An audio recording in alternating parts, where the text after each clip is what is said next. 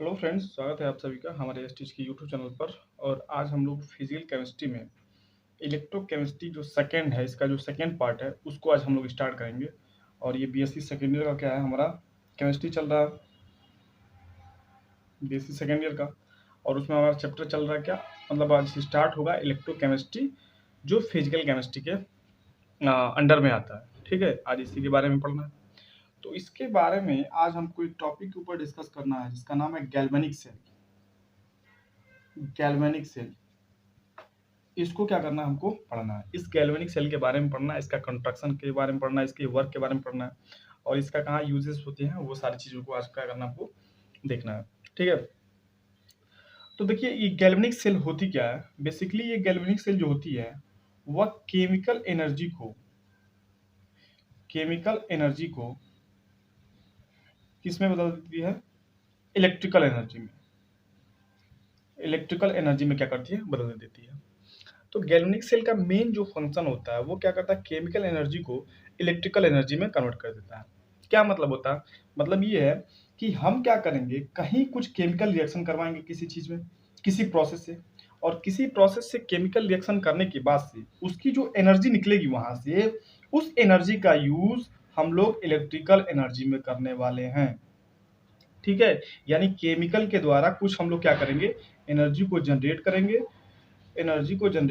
और उस एनर्जी का यूज हम लोग इलेक्ट्रिकल एनर्जी में लेंगे। यही मेन जो फंक्शन होता है वो गैल्वेनिक सेल का होता है।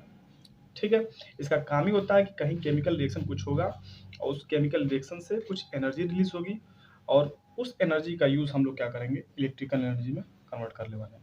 क्लियर। तो सबसे पहले आपको इसके बारे में जानना पड़ेगा, ये आइडिया कहाँ से आया और किसने इसको डिजाइन किया। तो एक साइंटिस्ट थे हमारे बोल्टी, इसी को देखिए ना, हम लोग बोल्टी सेल भी कहते हैं, बोल्टी सेल भी कहते हैं इसी को हम लोग। तो एक साइंटिस्ट थे हमारे बोल्टी, बोल्टी ने क्या किया, हालांकि कई लोगों का इसमें हाथ था, उन्होंने क्या किया, एक एक्सपेरिमेंट किया। और एक्सपेरिमेंट क्या था, एक्सपेरिमेंट ये था कि उन्होंने कॉपर सल्फेट का विलयन लिया था, और उस कॉपर सल्फेट के विलयन में यहाँ पे उन्होंने एक जिंक के राड को डाल रखा। ये जिंक का राड था, कॉपर सल्फेट के विलयन उसने रख दिया। कुछ समय बाद देखा कि ये जो जिंक का राड है वह गल कर, यानी ऑक्सीडाइज हो रहा है, वह गल कर कुछ इसका पार्ट क्या हो रहा है, वो गल जा रहा है। जिससे मान लीजिए गल गया, ये वाला हिस्सा पूरा गल गया, गल करने के बाद से इस कॉपर सल्फेट के विलयन में वो आ गया। उसके बाद से ये देखा गया कि इसका जो रंग है, यानी जो कलर है, इसका जो कलर है वह कलरलेस हो गया, कुछ रंग में परिवर्तन हो गया। दूसरा ये क्या ऐसा हुआ है जो ये जिंक का राड जो है वो गलना शुरू करके ये कॉपर सल्फेट के विलयन में आना शुरू कर दिए। और जो सबसे इंटरेस्ट बात थी, जो मजे की बात थी, वो यहाँ से इस केमिकल प्रोसेस के द्वारा हमको एनर्जी रिलीज होती दिखाई दिया। यानी यहाँ से हमको क्या मिला, एनर्जी रिलीज मिला हीट के फॉर्म में। एनर्जी तो होती है हीट के फॉर्म में, वह हीट के फॉर्म में क्या हुआ, एनर्जी मिला। तो अब साइंटिस्ट के दिमाग में ये आया कि अगर इस हीट का, इस केमिकल प्रोसेस का कहीं हम लोग किसी और तरीके से डिजाइन कर लें या इसको यूज कर लें, तो शायद इसका यूज हम लोग क्या कर सकते हैं, इलेक्ट्रिकल एनर्जी में कर सकते हैं। आप अपने माइंड को एकदम फ्री रखिएगा कि गैल्वेनिक सेल जो होता है वह क्या करता है, केमिकल एनर्जी को, यहाँ देखिए मैंने लिखा है, केमिकल एनर्जी को इलेक्ट्रिकल एनर्जी में क्या करता है, वो कन्वर्ट कर देता है। अब ये जो कहानी हुई, स्टार्ट हुई है, कहाँ से स्टार्ट हुई है, ये सारा श्रेय बोल्टी को जाता है। बोल्टी के द्वारा कुछ एक्सपेरिमेंट हुआ था। एक्सपेरिमेंट ये था कि कॉपर सल्फेट के विलयन में उसने जिंक की राड को डाल के रखा, तो देखा कि कॉपर सल्फेट का जो कलर है वो भी कुछ अलग हो रहा है। दूसरा, ये जो जिंक के ये राड है ये ऑक्सीडाइज होकर गल रहे हैं, मतलब टूट के नीचे आ रहे हैं। और तीसरी ये जो बात थी, इससे एनर्जी रिलीज होता था, और एनर्जी रिलीज होने के बाद से ये एनर्जी हीट के फॉर्म में बाहर रिलीज होता था। तो इसी हीट का यूज कुछ ऐसा हम लोग डिजाइन तैयार करेंगे जिससे इस हीट का यूज हम लोग इलेक्ट्रिकल एनर्जी में कन्वर्ट कर सकते हैं। आप आसानी से सोच सकते हैं कि जो बैटरी में, या जो हम लोग घड़ी में सेल यूज करते हैं, या बैटरी में या घड़ी में जो सेल यूज करते हैं, वो सारा क्या होता है, उसके अंदर कुछ केमिकल प्रोसेस होती है, और उस केमिकल प्रोसेस के द्वारा क्या होता है, हमको वहां से इलेक्ट्रिकल एनर्जी में कन्वर्ट होता है। आप जो हम लोग घड़ी में ये छोटा सा सेल यूज करते हैं, इसके अंदर भी क्या हो सकता है, वो केमिकल प्रोसेस होता होगा, और वहां से केमिकल प्रोसेस से जो कुछ एनर्जी रिलीज होती होगी, निकलती होगी, उसका हम लोग यूज करते हैं इलेक्ट्रिकल एनर्जी में। तो आपको आइडिया लग गया होगा कि ये गैल्वेनिक सेल का कार्य क्या है और ये किस प्रकार करता है, और किसने इसको, वोल्टी जो थे, किसने इसने एक्सपेरिमेंट को डिजाइन किया था, मतलब स्टार्ट किया था, और हमको क्या करना है, अब इसका कंस्ट्रक्शन के बारे में पढ़ना है। एकदम अपने माइंड को क्लियर रखिएगा कि अगर मान लीजिए केमिकल एनर्जी है, हम उसको इलेक्ट्रिकल एनर्जी में कन्वर्ट कर रहे हैं, यानी विद्युत धारा में, अगर मैं इसको हिंदी में बोलूँ तो विद्युत धारा में कन्वर्ट कर रहे हैं, तो जहाँ कहीं भी अगर विद्युत धारा जनरेट होती है, तो उसका जो मेन से जाता है वो इलेक्ट्रॉन को जाता है। अगर इलेक्ट्रॉन का मूवमेंट होगा तो उसमें विद्युत धारा बहेगी। अगर मान लीजिए सपोज करिए इस डायरेक्शन में ये ऐसे ऐसे ऐसे ऐसे इलेक्ट्रॉन जा रहे हैं, तो आपको विद्युत धारा जो होगी वह इस डायरेक्शन में प्राप्त होगा। आप जानते हैं, पहले ही पढ़ चुके हैं। तो कहीं ना कहीं इस प्रोसेस में हम लोग इलेक्ट्रॉन को मूवमेंट कराएंगे, इलेक्ट्रॉन को घुमाएंगे, और देखेंगे कि जिस डायरेक्शन में इलेक्ट्रॉन मूव कर रहा है उसके विपरीत डायरेक्शन में, यानी अपोजिट डायरेक्शन में जो होगा वह हमको विद्युत धारा मिलेगी। तो ये छोटा सा एक एक्सपेरिमेंट था, और इस एक्सपेरिमेंट के सहारे कई लोगों ने मिलकर, और बेसिकली वोल्टी तो इन्होंने किया ही था, गैल्वेनिक सेल को इन्होंने क्या किया, जन्म दिया। और अब इसका हम लोग कंस्ट्रक्शन पढ़ेंगे और देखेंगे कि इसमें किस प्रकार का वर्क हो रहा है, और किस प्रकार जो होती है वह electric chemical energy electrical energy में कन्वर्ट होती है। ठीक है, देखिए यहाँ पे एक सेल डिजाइन किया गया है। किस प्रकार से इसको डिजाइन किया गया है, इस वाले वेसल में हमने जिंक सल्फेट का सोल्यूशन लिया, और इस वाले वेसल में हमने कॉपर सल्फेट का सोल्यूशन लिया, और इस वाले वेसल में ही हमने कॉपर सल्फेट के विलयन में कॉपर के राड को रखा है, और यहाँ पे जिंक सल्फेट के विलयन में मैंने यहाँ पे एक जिंक के राड को रखा है। अब ये जिंक के राड को मैंने क्या कर दिया, वायर से जोड़ा, और एक को मैंने बना दिया एनोड और दूसरे को मैंने बना दिया कैथोड, और दोनों को आपस में जोड़कर, और यहाँ पे मैंने एक बल्ब लगा रखी है जिससे हमको पता चलेगा कि इसमें विद्युत धारा फ्लो कर रहा है कि नहीं कर रहा, या आप वहाँ पे गैल्वेनोमीटर या कुछ भी लगा सकते हो जिससे आप मेजरमेंट कर सकते हैं कि वहाँ पे धारा जा रही है कि नहीं जा रही है। अब देखिए इस प्रोसेस में हो क्या रहा है, इस वाले सेल में, ये वाला जो सेल आपका बनाया गया है ये वाला, इसमें मैंने जो जिंक के राड को जिंक सल्फेट के विलयन में रखा है, तो इस प्रोसेस में जो जिंक के राड थे वो ऑक्सीडाइज होकर Zn2+ और यहाँ से 2 इलेक्ट्रॉन क्या हो रहे हैं, रिलीज हो रहे हैं। ध्यान से सुनिएगा, इस वाले सेल में ये जो जिंक का राड है, ये जिंक का राड अपना 2 इलेक्ट्रॉन रिलीज कर रहा है, और रिलीज करने के बाद से ये Zn2+ आयन के रूप में क्या हो रहा है, वो सोल्यूशन में उतर रहा है। नहीं समझे? अरे यार, इसके पहले ही हम लोग ने डिस्कस किया है कि ये वाला जो सेल था, इस वाले में जो मैंने जिंक के राड को रखा था, ये जिंक का राड टाइम के साथ क्या हो रहा है, घट रहा है। उसका जो वेटेड है वो घट रहा है, मतलब ऐसे कह सकते हैं कि इसका जो वेट है ये वाला टाइम के हिसाब से ये घट रहा है, क्योंकि ये टूट रहा था और टूट के सोल्यूशन में उतर रहा था, और इलेक्ट्रॉन वहां से निकल के जा रहे थे।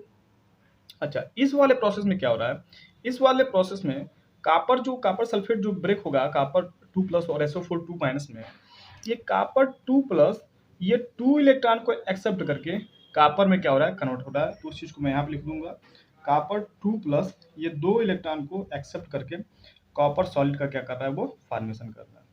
देखो सारा प्रोसेस हो गया। आपको बस इतना ही इसमें समझना है कि इस वाले सेल में जो मैंने रखा है ZnSO4 को, और इसमें मैंने रखा है जिंक के राड को, जिंक के राड को मैंने रखा है इसमें, तो जिंक का राड बाबू टाइम के हिसाब से वो गल रहा है, नीचे उतर रहा है।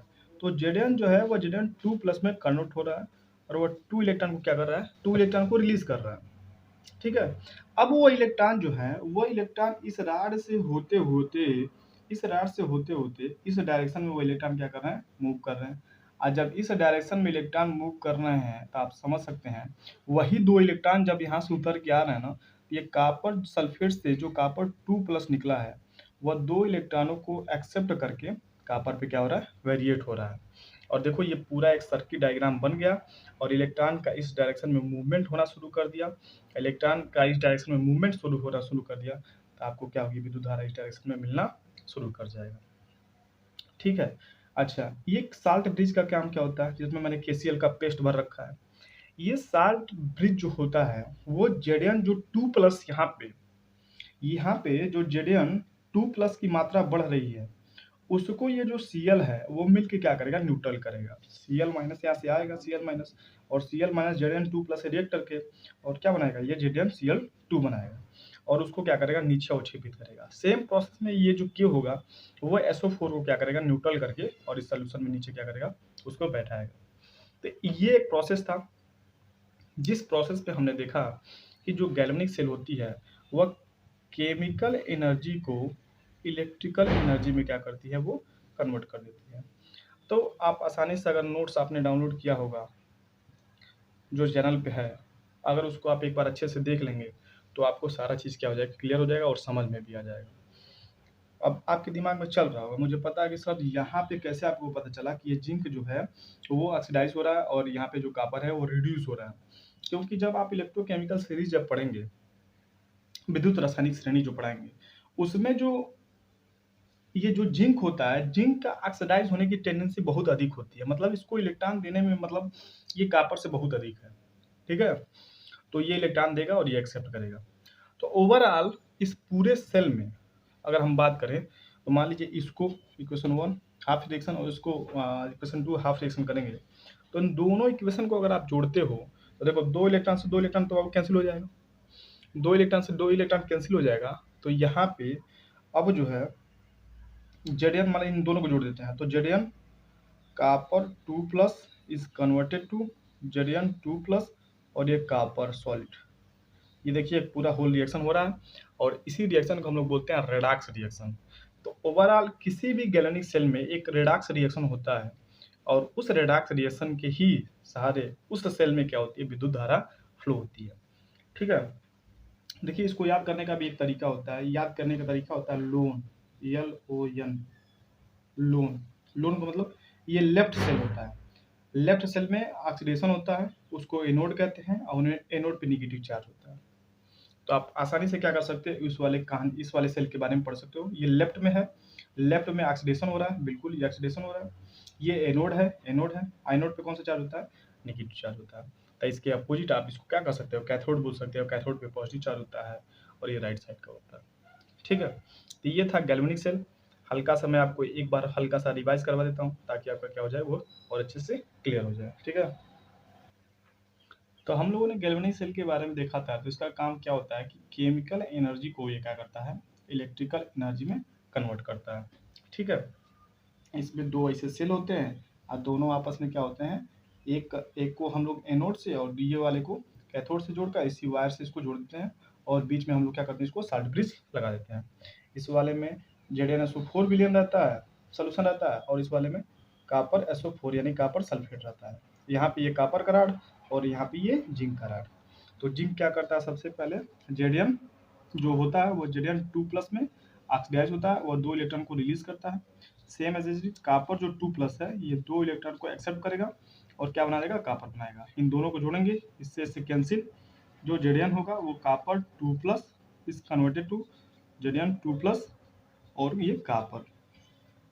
तो ये एक रेडॉक्स रिएक्शन होती है सेल में और इस रेडॉक्स रिएक्शन के ही सारे जो ये सेल होता है वो क्या होता है, कंटिन्यूअस चलता रहता है और उसके बाद से हमको विद्युत धारा प्राप्त होती है, ठीक है। आई थिंक आपको क्लियर हो गया होगा, बहुत आसान है, कुछ नहीं है।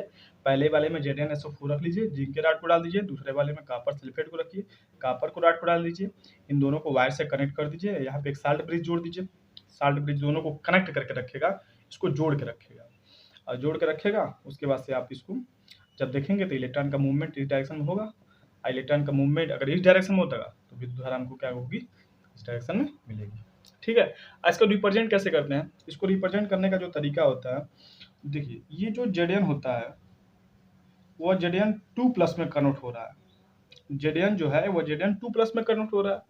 अब बीच में इसको लगाते हैं साल्ट ब्रिज और साल्ट ब्रिज में जो कॉपर 2 प्लस है वह किस में जा रहा है, कॉपर में जा रहा है। तो ये होता है सेल रिप्रेजेंटेशन, इस सेल को अगर हम लोग कैसे क्या करते हैं, रिप्रेजेंट करते हैं। आसान है। Zn देखिए, Zn जो है Zn2 प्लस में चला गया, Zn2 प्लस में चला गया, ये बीच में साल्ट ब्रिज है तो बीच में हमने साल्ट ब्रिज को लगा रखा।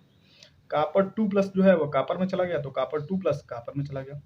आसानी से आप इसको रिप्रेजेंट कर सकते हैं और इसको समझ सकते हैं। बस यही था गैल्वेनिक सेल और इसी का है कंस्ट्रक्शन और वर्क जो मैंने आपको समझाया। बाकी आप नोट्स डाउनलोड कर लीजिए, उसको एक बार लिख लीजिए, पढ़ लीजिए, आपका क्लियर हो जाएगा। कहीं भी कुछ अगर इसमें न समझ में आए तो ग्रुप है, उसमें कमेंट करिए, जुड़ जाइए, सारा चीज़ आपको क्या हो जाएगा, क्लियर हो जाएगा। लेकिन ऐसा कुछ नहीं है जो इसमें न समझ में आए, इतना आसान तो है, सारा चीज़ दिख ही रहा है सामने कि ये चीज़ प्रोसेस हो रही है, ये 2 रिएक्शन हो रहा है, इन दोनों रिएक्शन को क्या करना है हमको, एक करते हैं। ठीक है, अब हम बात करेंगे किसके ऊपर, इलेक्ट्रोड पोटेंशियल के ऊपर, कि इलेक्ट्रोड पोटेंशियल क्या होता है। जो गैल्वेनिक सेल के बाद का जो टॉपिक है वो इलेक्ट्रोड पोटेंशियल है। ठीक है, उसको देखते हैं। इलेक्ट्रोड पोटेंशियल क्या होता है, पोटेंशियल क्या होता है, जिसे इसको हिंदी में कहते हैं विभवांतर पोटेंशियल को। ठीक है, विभव, सॉरी इसको कहते हैं विभव। तो विभव क्या होता है, जब कहीं प्लस और माइनस का मतलब डिस्टेंस में जनरेशन होता है तब इसको कहते हैं विभव। अरे जैसे मान लीजिए हम यहाँ पे बैटरी को जब इसको जोड़ते हैं, तो बैटरी को जोड़ते हैं तो एक प्लस होता है और एक माइनस होता है, तो यहाँ पे विभव क्या होता है, जनरेट हो जाता है। और यहाँ पे हम बात कर रहे हैं इलेक्ट्रोड पोटेंशियल की, कहीं ना कहीं इलेक्ट्रोड के रिस्पेक्ट में ये पोटेंशियल क्या हो रहा है, जनरेट हो रहा है, उसी को हम लोग बोलेंगे इलेक्ट्रोड पोटेंशियल। तो ओवरऑल पोटेंशियल का मतलब होता है कि कहीं प्लस और माइनस जनरेट हो गया तो वहां पे हम लोग क्या कर सकते हैं, पोटेंशियल उसको बोल सकते हैं। अभी आपने देखा है कि जो हमने यहाँ पे जिंक सल्फेट का विलयन ले रखा था, ये वाला ZnSO4 का, और इसमें मैंने क्या रखा है, जिंक के राड को रखा है, जिंक के राड को रखा था। तो जिंक का राड जो था, ये जिंक, ये Zn2+ के रूप में, जो जिंक का राड था, ये वाला जिंक का राड, ये Zn2+ के रूप में क्या हो रहा है, सोल्यूशन में उतर रहा है। तो अगर ये Zn2+ के रूप में सोल्यूशन में उतर रहा है, Zn2+ लिखते हैं, Zn2+ के रूप में सोल्यूशन में अगर ये उतर रहा है, तो इस सोल्यूशन में चारों तरफ क्या हो जाएगा, ये प्लस प्लस आ जाएगा, होगा कि नहीं होगा, होगा। इलेक्ट्रॉन इसके रॉड पे होंगे ही, तो इलेक्ट्रॉन के ऊपर हो गया माइनस, फिर से इसको एक बार और बनाते हैं।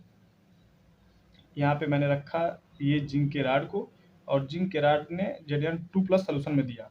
तो Zn2+ अगर सोल्यूशन में दे रहा है तो यहाँ पे प्लस, यहाँ पे प्लस, यहाँ पे प्लस, यहाँ पे प्लस, अरे राड तो मतलब कई जिंक होंगे ना, तो प्लस प्लस देगा। आज जो Zn2+ प्लस दे रहा है तो ये इलेक्ट्रॉन क्या होगा, इसके सरफेस पे निकल के यहाँ ऊपर जाएगा, जाएगा कि नहीं जाएगा, जाएगा। तो बाबू इलेक्ट्रोड पे तो हो गया तुम्हारा माइनस चार्ज, यहाँ पे देखिए कुछ समय के लिए माइनस चार्ज हो गया, और सोल्यूशन के सराउंडिंग में क्या हो गया, ये प्लस चार्ज हो गया। तो प्लस चार्ज यहाँ पे हो गया और माइनस चार्ज वहाँ पे, तो पोटेंशियल आ गया कि नहीं आ गया, तो इसी को कहेंगे इलेक्ट्रोड पोटेंशियल। क्लियर। लेकिन कमाल की बात है, ये इलेक्ट्रोड जो पोटेंशियल होता है वो 2 टाइप का होता है, 2 टाइप का होता है। एक होता है हमारा ऑक्सीडेशन पोटेंशियल और एक होता है हमारा रिडक्शन पोटेंशियल। तो यहाँ पे ये ऑक्सीडेशन पोटेंशियल है, क्यों, क्योंकि Zn जो है वो Zn2+ में कन्वर्ट होकर ये 2 इलेक्ट्रॉन रिलीज कर रहा है। तो ये जो जिंक का राड है, इस जिंक का राड का ऑक्सीडेशन पोटेंशियल है, न कि रिडक्शन पोटेंशियल है। समझ में आ रहा है कि नहीं आ रहा, क्योंकि जिंक जो है वो ऑक्सीडाइज हो रहा है, और ऑक्सीडाइज होकर प्लस चार्ज सोल्यूशन में आ रहा है और माइनस चार्ज पूरे राड पे आ रहा है। तो यहाँ पे माइनस और यहाँ पे प्लस, तो माइनस प्लस क्या हो गया, पोटेंशियल डिफरेंस क्रिएट किया कि नहीं किया। तो इस इलेक्ट्रोड के कारण जो पोटेंशियल आया उसको बोलते हैं इलेक्ट्रोड पोटेंशियल। लेकिन इस इलेक्ट्रोड का क्या हुआ, ऑक्सीडेशन हुआ है, इस इलेक्ट्रोड का क्या हुआ, ऑक्सीडेशन हुआ है, इसलिए इसको बोलेंगे ऑक्सीडेशन पोटेंशियल। क्लियर। और सेम इसका अपोजिट में अगर हम लोग जाएंगे तो हम लोग उसके बारे में पढ़ेंगे, किसके बारे में, रिडक्शन पोटेंशियल के बारे में। तो उसको भी देख लेते हैं। आ गया। अब हम लोग क्या करते हैं, रिडक्शन पोटेंशियल की तरफ चढ़ते हैं। अभी हमने देखा जो दूसरा वाला सेल था, दूसरे वाले सेल में ये कॉपर का रॉड, और यहाँ पे क्या था, हमारा कॉपर सल्फेट का विलयन था, कॉपर सल्फेट का विलयन, यानी कि CuSO4 का यहाँ पे विलयन था। तो CuSO4 का विलयन था, तो इस वाले में हम लोग देख रहा था कि जो कॉपर 2+ है वह यहाँ से गए हुए इलेक्ट्रॉनों को एक्सेप्ट करके ये राड पे क्या हो रहा है, जा रहा है। तो राड पे जा रहा है कॉपर 2+ के रूप में, तो कॉपर 2+ के रूप में राड पे जा रहा है, तो राड पे क्या हो जाएगा, प्लस चार्ज आ गया, प्लस चार्ज आ गया, और सोल्यूशन में SO4 के कारण क्या हो गया, माइनस चार्ज आ गया। तो माइनस चार्ज आ गया, तब यहाँ पे इसको हम लोग बोलेंगे क्या, रिडक्शन पोटेंशियल। क्यों, क्योंकि यहाँ पे जो कॉपर का क्या हो रहा है, रिडक्शन हो रहा है। कॉपर जो है वो 2+ के से फॉर्म में 2 इलेक्ट्रॉन को गेन करके क्या बना रहा है, कॉपर बना रहा है। तो यहाँ पे हम बोलेंगे ये रिडक्शन पोटेंशियल है। सेम तो जिंक का जो हमने निकाला वो ऑक्सीडेशन पोटेंशियल, और कापर का जो निकाला वो हमारा कौन सा था, रिडक्शन पोटेंशियल। क्यों? क्योंकि कापर सल्फेट के विलयन से कापर 2+ इलेक्ट्रॉन को एक्सेप्ट करके कापर के रॉड पे जा रहा है, तो कापर पे पूरा प्लस और सराउंडिंग में पूरा माइनस, तो प्लस और माइनस का जनरेट, तो यहाँ पे पोटेंशियल, यहाँ पे माइनस प्लस का जनरेट तो पोटेंशियल, तो यहाँ पे ऑक्सीडेशन पोटेंशियल और यहाँ पे रिडक्शन पोटेंशियल। क्लियर? अब देखिए, ये जो रिडक्शन पोटेंशियल था और जो ऑक्सीडेशन पोटेंशियल था, इसी को हम बोलते हैं इलेक्ट्रोड पोटेंशियल, क्योंकि यहाँ पे जिंक ऑक्सीडाइज हो रहा है और कॉपर रिड्यूस हो रहा है। इसके बाद से आता है एक term standard electrode potential. Standard electrode potential क्या होता है? पहले तो बाबू ये समझ जाइए, जो इलेक्ट्रोड पोटेंशियल होता है वह डिपेंडेंट करता है किस पे? मेटल की नेचर पे, यानी नेचर ऑफ मेटल। पहला तो वह मेटल की प्रकृति पे डिपेंड करता है। दूसरा, टेम्परेचर पे डिपेंड करेगा, कौन? Electrode potential. तीसरा, कंसंट्रेशन ऑफ सॉल्यूशन, यानी कंसंट्रेशन ऑफ सॉल्यूशन पे क्या करेगा, वो डिपेंड करेगा। तो तीन चीज पे क्या करता है इलेक्ट्रोड पोटेंशियल हमारा डिपेंडेंट करता है, किस पे? एक मेटल पे, एक टेम्परेचर पे, एक कंसंट्रेशन ऑफ सॉल्यूशन पे। अब थोड़ा दिमाग लगाइएगा, मतलब ये तीन चीज पे इफेक्ट कर रहा है या डिपेंड कर रहा है हमारा इलेक्ट्रोड पोटेंशियल। तो हो सकता है कि मान लीजिए यही इलेक्ट्रोड पोटेंशियल आप कहीं लैब में निकाल रहे हैं, तो सपोज करिए लैब में अगर आप इलेक्ट्रोड पोटेंशियल यही निकाल रहे हैं, तो लैब का टेम्परेचर मान लेते हैं कि 30 से 40 डिग्री सेंटीग्रेड है, मान लेते हैं 30 डिग्री सेंटीग्रेड है, और मान लीजिए यही जो क्या बोलते हैं इलेक्ट्रोड पोटेंशियल है किसी ऐसे जगह पे निकाला जाए जहाँ पे कोल्ड एरिया, ठंडा एरिया, तो वहां पे मान लेते हैं वो 20 डिग्री सेंटीग्रेड है। तो ये तो इफेक्ट डालता है ना, टेम्परेचर जो है वो इफेक्ट डालता है इस पे इलेक्ट्रोड पोटेंशियल पे। तो कहीं ना कहीं इलेक्ट्रोड पोटेंशियल जो होता है वो टेम्परेचर पर अगर डिपेंड किया, तो इलेक्ट्रोड पोटेंशियल अगर कई लोगों से कहा जाए निकालने के लिए तो सबका अलग अलग आएगा। सपोज करिए ये इलेक्ट्रोड पोटेंशियल मैं आपसे कहूँ, तो आप जहाँ पे हो, सपोज करो 30 डिग्री सेंटीग्रेड का 30 डिग्री सेल्सियस का तापमान है, और मुझे कहा गया, तो मैं जिस लैब में हूँ वहाँ पे टेम्परेचर जो है 20 डिग्री सेंटीग्रेड है, तो यहाँ पे इलेक्ट्रोड पोटेंशियल क्या हो जाएगा, जनरेट होगा, लेकिन डिफरेंस होगा, दोनों में अंतर होगा। फिर मेटल की प्रकृति पे भी, कौन सा मेटल कितना बढ़िया है, कौन सा मेटल कितना बढ़िया से इलेक्ट्रॉन को देता है, ये भी डिपेंड करेगा। कंसंट्रेशन ऑफ सोल्यूशन, सोल्यूशन में आपने कितनी मात्रा ले रखी है वो भी डिपेंड करेगा।